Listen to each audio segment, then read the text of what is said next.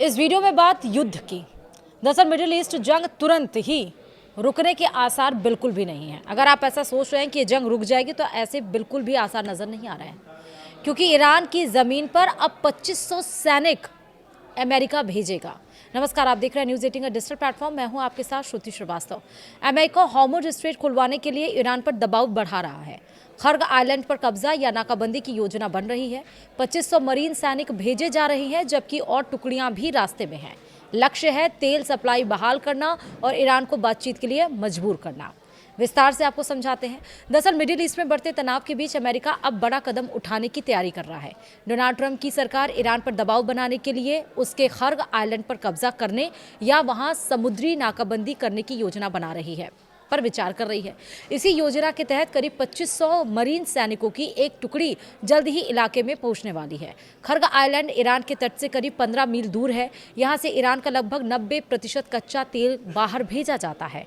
America का मानना है कि अगर इस आइलैंड को अपने नियंत्रण में लिया जाए या यहां दबाव बनाया जाए तो ईरान को हॉर्मुज़ स्ट्रेट खोलने के लिए मजबूर किया जा सकता है।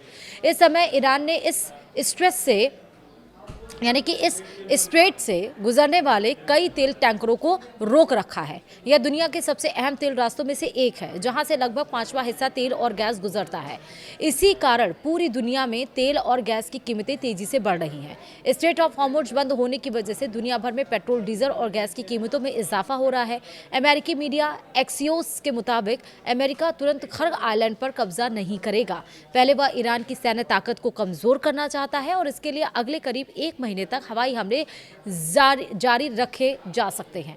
हाल ही में अमेरिका ने खर्ग आइलैंड पर कई बड़े एयर स्ट्राइक भी किए हैं, ताकि ईरान को चेतावनी दी जा सके। सूत्रों के मुताबिक 2500 सैनिकों के अलावा 2 और मरीन यूनिट्स भी इस क्षेत्र की ओर बढ़ रही हैं, जिनमें हर एक में लगभग इतने ही जवान होंगे।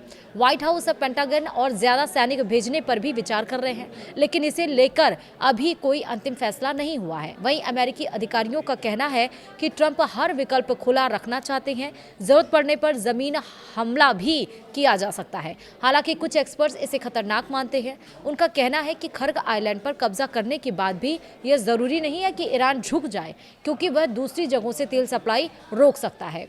वहीं एक और विकल्प यह है कि अमेरिका अपनी नौसेना और विमानों को तैनात कर टैंकरों को सुरक्षा दे, ताकि बिना जमीन पर कब्जा किए ही रास्ता खोला जा सके। इस पूरे तनाव के कारण ट्रंप को अपनी चीन यात्रा भी टालनी पड़ी। अमेरिका इस मुद्दे पर जल्दी पीछे हटने के मूड में नहीं है और हर संभव तरीका अपनाने पर विचार कर रहा है। इसीलिए हम कह रहे हैं कि ये युद्ध, अगर आप सोच रहे हैं कि रुक जाएगा, तो फिलहाल अभी इसके रुकने के आसार बिल्कुल भी नजर नहीं आ रहे हैं, क्योंकि वही अमेरिका की जैसी प्लानिंग रही है कि वो ईरान को नेस्तनाबूद कर दे, ईरान कमजोर पड़ जाए, ईरान घुटने टेक दे, ईरान बिना शर्त के हार मान दे, सरेंडर कर दे, वही अमेरिका चाहता है। और इसीलिए अब 2500 सैनिक डिप्यूट करने की बात यहाँ पर की जा रही है। हालांकि इसको लेकर आपने देखा कि G7 देशों से, नाटो देशों से, माफ करेगा, नाटो देशों से अमेरिका ने मदद भी मांगी और जापान से लेकर इटली तक और जर्मनी तक, इंग्लैंड तक, सभी ने, चीन तक, सभी ने स्ट्रेट ऑफ हॉर्मुज़ पर युद्धपोत की तैनाती को लेकर अपने हाथ फिलहाल